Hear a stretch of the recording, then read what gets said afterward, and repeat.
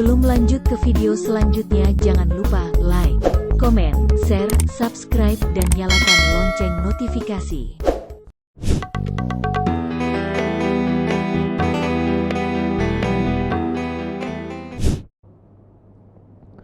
Imam Shibli pernah ditanya, lima tasfirus syamsu indal ghurub. Kenapa matahari itu ketika dia tenggelam, dia memerah? Matahari ketika tenggelam memerah di ufuk barat. Kenapa? Imam Shibli menjawab, li'annaha unzilat an makanit tamam fasfarrat li khawfil maqam. Karena matahari saat itu sedang terasing dari tempat yang sempurna, maka memerah dia karena takut tidak mendapatkan tempat yang sempurna. Dia sudah terasing dari tempat yang sempurna, memerah dia karena takut tidak mendapatkan tempat yang sempurna. Bagaimana dengan kita? Pernah ada rasa takut dalam hati kita sehingga berubah raut wajah kita? Pernah ada rasa takut dalam hati kita sehingga terpotong-potong jantung kita? Pernah ada rasa takut dalam hati kita sehingga tak lalu makan, tak lelap tidur?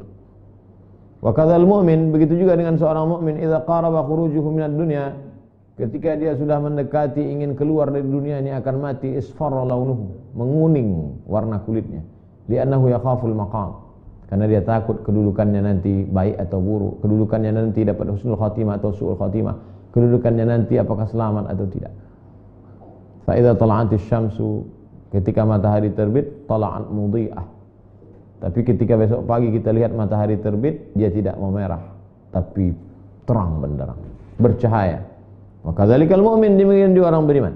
Idza bu'itsa min qabrihi, ketika nanti dia dibangkitkan dari kuburnya, kharaja wajhuhu yusyriqu, dia bangkit dalam keadaan wajahnya berkilau cahaya. Wujuhu yawma idzin nadhirah ila rabbiha nadhirah.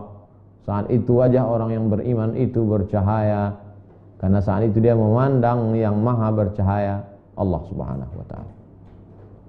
Wa yuhka an Ahmad bin Hanbal rahimahullah, diriwayatkan dari Imam Ahmad bin Hanbal, semoga Allah mencurahkan rahmatnya senantiasa kepada beliau. Dia berkata, sa'altu Rabbi azza wa jalla, aku meminta kepada Allah Subhanahu wa taala, an yaftaha alayya baban minal khauf. Aku minta kepada Allah Subhanahu wa taala supaya Allah membukakan satu pintu takut kepadaku. Takut, banyak pintunya. Ya Allah, bukakan satu pintu saja untukku supaya aku takut kepada Engkau. Fa futiha, lalu dibukakan pintu itu. Fa khiftu ala aqli, aku takut akalku. Aku takut kepada akalku. Fakultu, aku takut akalku ini liar, menjadi akal yang tak terbendung. Fakultu, aku berkata kepada Allah, ya Rabb, ya Allah, a'tini ala qadri ma utiq, berikanlah aku kemampuan akal ini sesuai dengan yang aku mampu saja, ya Allah. Fasakana dzalika anni, setelah itu barulah aku merasa tenang. Jangan bangga dengan kecerdasan, boleh jadi kecerdasanmu menjerumuskanmu dalam neraka jahanam. Jangan bangga dengan harta, boleh jadi dengan hartamu kau justru jauh dari rahmat Allah. Jangan bangga dengan sehat, boleh jadi dengan sehatmu justru engkau menjadi orang yang durhaka. Jangan bangga dengan anak dan keluarga, boleh jadi dengan itu engkau menjadi orang yang lalai. Senantiasa ada rasa takut kepada Allah, takut lupa, takut lalai, takut berkhianat, takut tidak amanah, takut, dan takut. Itulah maqam yang ke-9, yaitu khauf. Jamaah yang dimuliakan Allah Subhanahu wa taala, esok malam kita akan masuk ke dalam maqam yang ke-10. Stasiun 49 stasiun menuju Allah. Besok kita masuk ke yang ke-10, yaitu raja. Raja artinya harap. Malam ini takut dulu baru harap. Kata Imam Al-Ghazali, orang yang mendekati Allah Subhanahu wa taala, orang yang terbang menuju Allah itu sayapnya dua, khauf, raja, takut, harap. Ada takut, ada harap. Kalau orang terlampau takut, dia bisa menjadi apatis, maksudnya ada harapan. Orang kalau sudah putus belanja, boleh jadi dia masih hidup 3 bulan. Putus air bisa hidup 3 hari. Tapi kalau sudah putus harapan, dia hanya akan hidup 3 detik, setelah itu dia akan mati. Maka jangan pernah putus harapan kepada Allah Subhanahu wa ta'ala.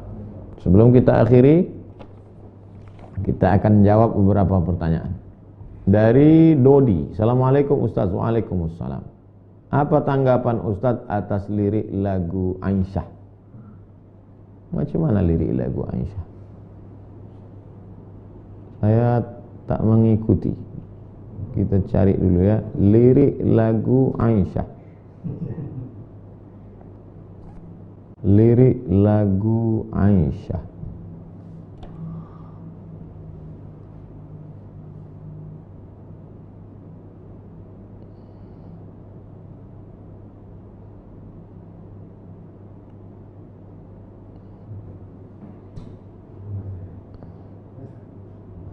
Lirik lagu Aisyah.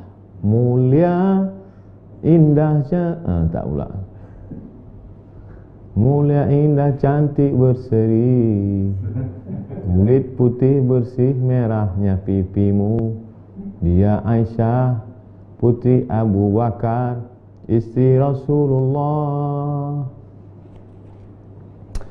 Aisyah itu ibu saya. Yang mengatakan Aisyah itu ibu saya Allah Subhanahu wa taala. Wa azwajuhu ummahatukum. Istri Muhammad SAW itu adalah ibu kamu. Aisyah itu ibu saya. Lalu kemudian keponakan saya yang perempuan, anak adik saya, bertanya tentang neneknya. Dia masih gadis, masih umur belasan tahun. Maka saya ceritakan, Aisyah itu pipinya merah, kemudian mesranya dia dengan, karena begitulah bahasa milenial. Lalu kemudian cerita saya tentang neneknya ke cucu yang generasi milenial ini didengar oleh kakak ibu saya. Cerita saya ke cucu ini didengar, mendengar cerita itu, kamu gak sopan, masa emakmu kamu sifati seperti itu. Bahasa yang saya pilih waktu itu sebenarnya untuk ponakan saya, yang milenial itu, yang masih muda belia itu. Tapi didengar oleh orang tua, dia katakan gak layak, itu bahasa ke ibumu gak cocok, gak sesuai seperti itu. Kedua-duanya sayang. Saya sayang ke keponakan saya, maka saya pakai bahasa yang saya pilih, itulah sesuai untuk milenial. Saking sayangnya saya tidak mau cucunya ini lupa pada neneknya. Tapi juga abang ibu saya sangat sayang kepada adiknya. Dia tidak ingin kami menjadi anak yang kurang ajar, sehingga menyifati suatu sifat yang tak layak untuk ibu kami. Begitulah orang kalau sudah terlalu sayang. Oleh sebab itu jangan lupa, ketika pilihlah kata-kata. Alhamdulillah beberapa hari ini kan sudah ada syair yang baru. Tidak lagi menyebut Aisyah saja. Oh Sayyidah Aisyah, Siti Aisyah, oh Sayyidah. Jadi sudah ada perbaikan syair. Walau la daf'ullahi nasa ba'dhum bi ba'dhin. Kalaulah manusia ini tidak saling amar ma'ruf nahi munkar, saya yakin dan percaya kritik-kritik itu tidak menjatuhkan, tapi menyelamatkan kita semua. Maka bagi insan seni jangan pernah berhenti, teruslah berkarya. Kenalkan Fatimah, kenalkan Sayyidina Al-Hasan, kenalkan Sayyidina Al-Husain, kenalkan Sofia, kenalkan Ummu Kulthum, kenalkan Zainab. Dengan bahasa yang indah, pilihlah kata-kata, karena kalau tidak kita kenalkan, maka nanti mereka ini akan hilang dari anak cucu kita. Dengan bahasa mereka, dengan bahasa seni, dengan bahasa lagu, bilisani qaumi. Wallahu a'lam bishawab. Bingung mencari marketing agency untuk memasarkan produk kalian? Jogja Lantai 2 hadir sebagai solusi. Melayani jasa Facebook Ads, Instagram Ads, dan Google AdWords. Dengan tim yang profesional, membuat Jogja Lantai 2 menjadi penyedia jasa digital marketing yang terpercaya.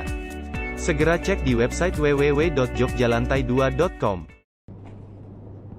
Bapak Fahrul Razi, Ustadz, apakah Dajjal akan menghasut manusia sampai memasuki rumah-rumah manusia, atau hanya yang berkeliaran di luar rumah saja?